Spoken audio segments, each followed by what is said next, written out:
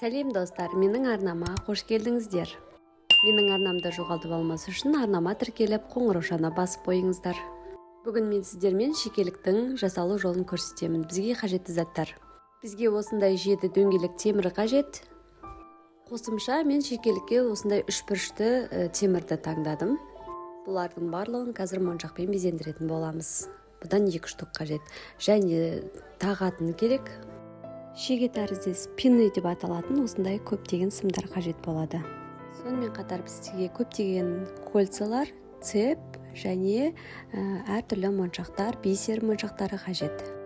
Бізге осындай құрал қажет. Бұл үшеуі біреуінде ортаңғы жағы қиып, басы жағы бүктеп сымымызды және түзететін болады. Цепочкамыздың бір жақ бұрышына кольца арқылы застежкамызды қадап аламыз.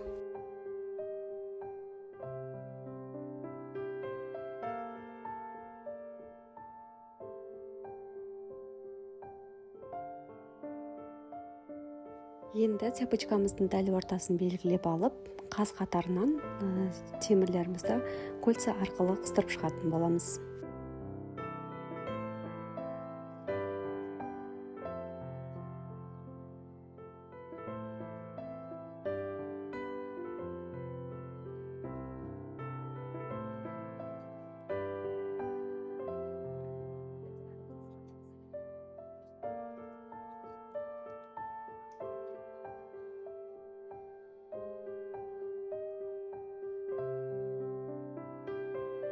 Цепіміздің ортаңғы бөліктерінің арасы 7 көзден тұрады және 7 темірді қадап шықтым. 2-3 бұрышты темірімізді 2 шетіне қадаймыз және моншақпен безендіреміз. Бұл жердегі моншақты безендіру өздеріңіздің қалауларыңыз бойынша кез келген түсті моншақты алуға болады. Сонымен қатар моншақтың да ұсақ және ірі түрлерінде алуға болады.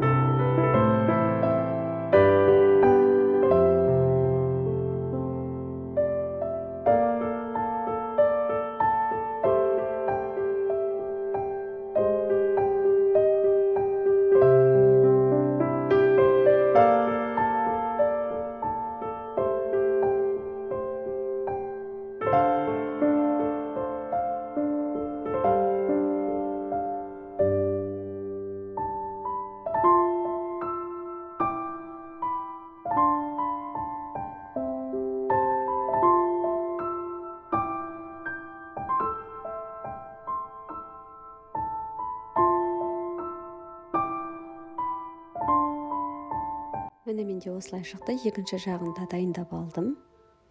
Енді әшекейіміздің төбе жағына моншақтарды қадайтын боламыз. Бұл жерде де өзіңіздің қалауыңыз бойынша әртүрлі қылып безендіруге болады. Мен бұл шекелікте барлық тесіктерге ақ моншақтарды қадап шықтым.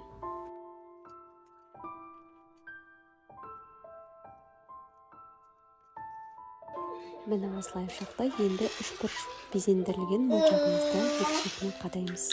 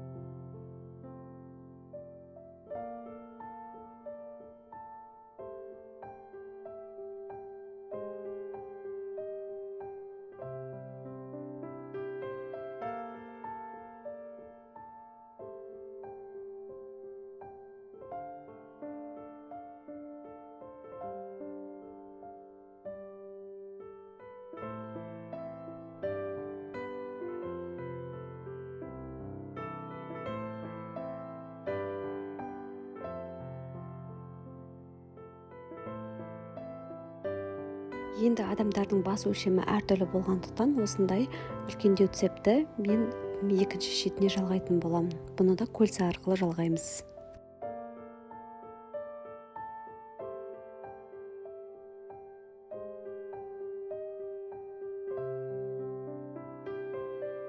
Міне біздің шекелігіміз дайын болды. Мерекелік кештерде немесе сахнаға өте әдемі көрінеді. Және сонымен қатар орамалмен де орамалсыз да тағуға болады.